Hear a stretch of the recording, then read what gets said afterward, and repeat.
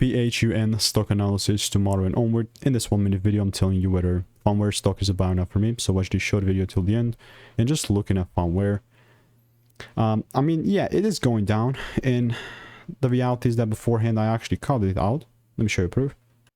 So I think it's here, if I'm mistaken, obviously. I don't know why it's that big of a bad quality, but yeah, boom, 4 weeks ago. It's still lows.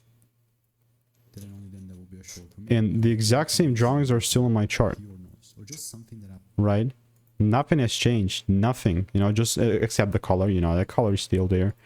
But yeah, that's why, you know, my next kind of opinions, like the most likely thing that we're about to do, I think, is just clear these lows out.